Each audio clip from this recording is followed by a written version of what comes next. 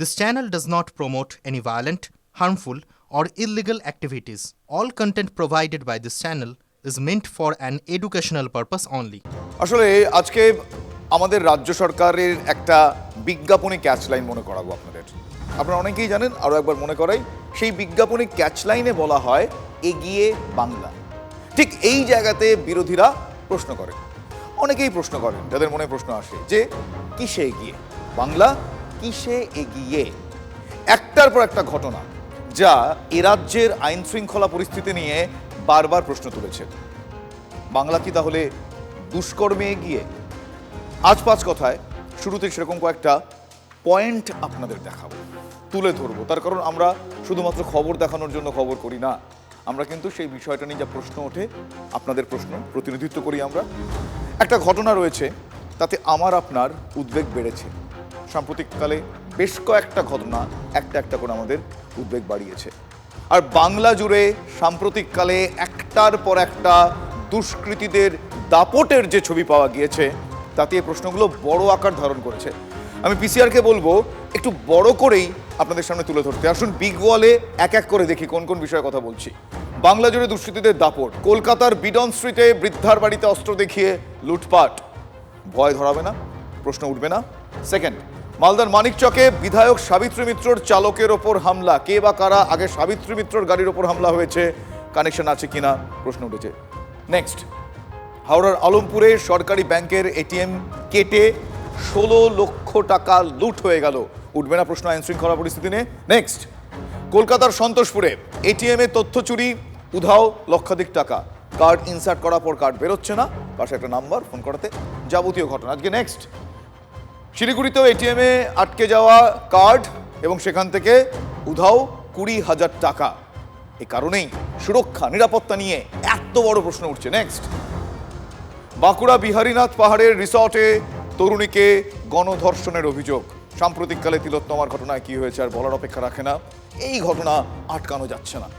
Next, ক্যানিংয়ের জীবনতলা থানা এলাকায় বন্দুক এবং 190 রাউন্ড গুলি সমেত গ্রেফতার। 4 জনকে গ্রেফতার করা হয়েছে। কোথায় বন্দুক তৈরি, কোথা থেকে যাচ্ছিল এই গুলি, কার কাছে যাচ্ছিল, এই প্রশ্নগুলো আরও একবার উঠেছে।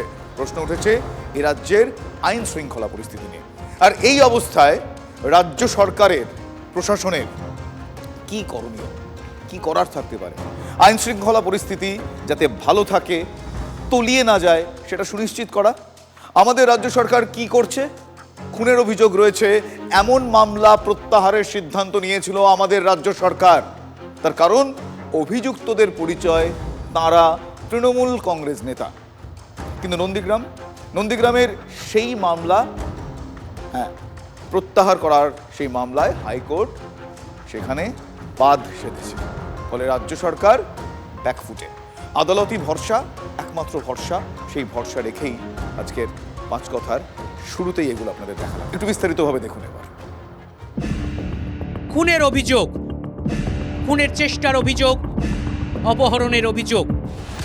শুধু থানা পুলিশ হয়েছে এমন নয়, চার্জশিটও হয়েছে। এমন 10টি মামলা তুলে নেওয়ার সিদ্ধান্ত নিয়েছিল রাজ্য সরকার। কেন? উত্তর সহজ, অভিযুক্তরা তৃণমূল নেতা। মামলাগুলি নন্দীগ্রাম আন্দোলন পর্বের। অভিযুক্তরা শেখ সুফিয়ান, আবু তাহের সহ প্রায় 70 জন। কিন্তু রাজ্য সরকারের সব যুক্তি ভেসে গেল কলকাতা হাইকোর্টে। বিচারপতি দেবাংশু বসাক ও বিচারপতি মোহাম্মদ সাব্বর রশিদের ডিভিশন বেঞ্চ বলে দিল, খুনের মতো অপরাধে মামলা প্রত্যাহারের যে সিদ্ধান্ত রাজ্য সরকার নিয়েছে, তাতে জনসাধারণের মনে ভুল বার্তা যাবে। অভিযুক্তদের বিচারের সম্মুখীন হতেই হবে। মামলা প্রত্যাহার কখনোই জনস্বার্থে হতে পারে না। এর ফলে জনগণ ক্ষতির মুখে পড়বে।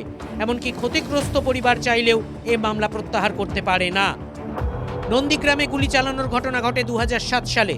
সেই সময় সিপিএম কর্মীদের ওপর হামলার অভিযোগে তৃণমূলের প্রায় 70 জন নেতাকর্মীকে গ্রেফতার করে খেজুরি থানার পুলিশ। 2011 সালে ক্ষমতায় এসেই মামলাগুলি প্রত্যাহারের সিদ্ধান্ত নেয় তৃণমূল সরকার। রাজ্যের আবেদনে শিলমোহর দিয়ে দেয় নিম্ন আদালত। রায়কে চ্যালেঞ্জ করে হাইকোর্টের দ্বারস্থ হন 2 মামলাকারী। চার্জশিট হয়ে যাওয়া মামলা কিভাবে প্রত্যাহার, প্রশ্ন তোলেন মামলাকারীরা। অভিযুক্তরা ঘৃণ্যতম অপরাধ করেছে বলে উল্লেখ চার্জশিটে। রাজনৈতিক প্রতিহিংসা ও আত্মরক্ষার পাল্টা যুক্তি দেন রাজ্যের এজি কিশোর দত্ত। অভিযোগ হচ্ছে মার্ডারের, 302 অপহরণের। এই ধরনের অপরাধ যেখানে যুক্ত আছে, আর আমরা জানি যে এটা হচ্ছে ক্রাইম এগেনস্ট সোসাইটি। সরকার এই ধরনের সিদ্ধান্ত নিতেই পারে না। সওয়াল জবাব শুনে নিম্ন আদালতের সিদ্ধান্ত খারিজ হাইকোর্টের ডিভিশন বেঞ্চের। রাজ্যকে তিরস্কার করে বিচারপতি দেবাংশু বসাকের পর্যবেক্ষণ, ভোটে হিংসা হোক বা ভোট পরবর্তী হিংসা, গণতন্ত্রের জন্য হিংসা ত্যাগ করা উচিত। সমাজকে হিংসামুক্ত করা উচিত রাজ্যের। যে কোনো ধরনের অপরাধের প্রতি জিরো টলারেন্স দেখাতে হবে রাজ্যকে। অভিযুক্তরা বলছেন আইনি লড়াই লড়ে নেবেন। আইনকে বৃদ্ধাঙ্গুল, সংবিধানকে বৃদ্ধাঙ্গুল দেখিয়ে এখনই উইথড্র কেসকে রিওপেন করছে, চাকরিকে এখন ক্যান্সেল করছে, চাকরিতে আবার নতুন করে জয়েন করছে। এই সংবিধান নতুন করে আমাদেরকে শিখতে হচ্ছে, এটাই আমাদের দুর্ভাগ্য। আবু তাহেরের কাঠগড়ায় তৎকালীন তৃণমূল নেতা অধুনা নন্দীগ্রামের বিজেপি বিধায়ক শুভেন্দু অধিকারী তিনি নিজেকে এখনো পর্যন্ত বলে যে নন্দীগ্রাম আন্দোলনের মুখ তিনি।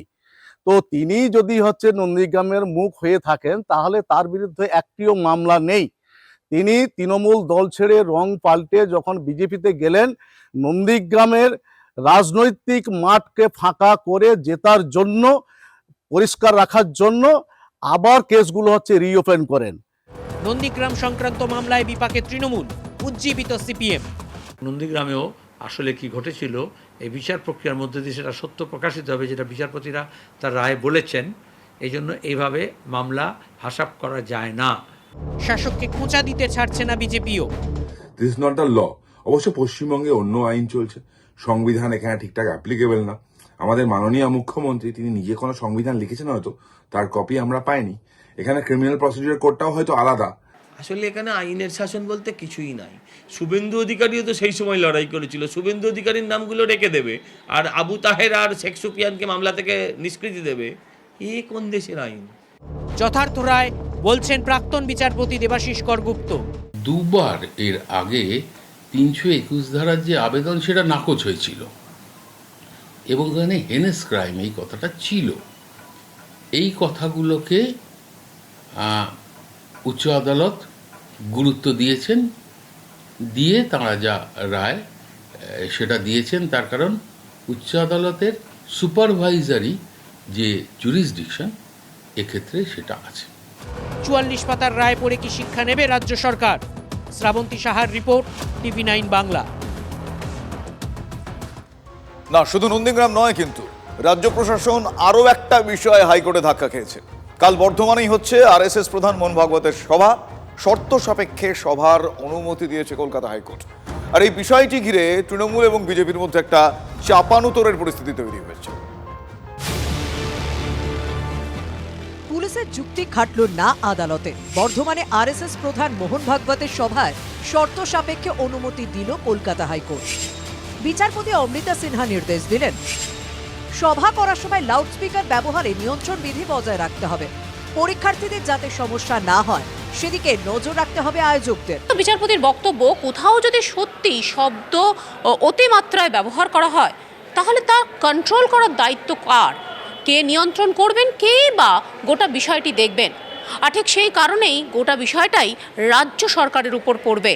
তাই ওই সভায় কীরকমভাবে যদি শব্দ যদি সত্যি অতিমাত্রায় ব্যবহার করা হয় তাহলে সেটা নিয়ন্ত্রণ করতে হবে রাজ্যকে। এমনটাই পর্যবেক্ষণ বিচারপতি অমৃতা সিনহার। এবং এই যে একটা শর্তাধীনের মধ্যে বেঁধে দেওয়া হয়েছে এই সভা, সেখানে মামলাকারীর দায়িত্ব শব্দ যাতে অতিমাত্রায় ব্যবহার না করা হয় সেটা দেখতে হবে তাদের। যখনই এরকম সমস্যা হচ্ছে বাধ্য হয়ে আমাদের আইনের দ্বারস্থ হতে হচ্ছে। আইন প্রতিবারই ওদেরকে বারবার সতর্ক করে বলছে এই রকম ধরনের একটা পক্ষপাত দুষ্ট আচরণ করা যাবে না, কিন্তু কিছুতেই প্রশাসন নিরপেক্ষ হতে পারছে না। আমাদের রাজ্যে এই রাজনৈতিক দলদাসে পরিণত হওয়ার জন্যে প্রশাসন ধীরে ধীরে তার দক্ষতা হারাচ্ছে। আগামী রবিবার বর্ধমানের সাইয়ের মাঠে সভা করবেন শঙ্খচালক মোহন ভাগবত। গত কয়েকদিন ধরে তার প্রস্তুতিও চলছে।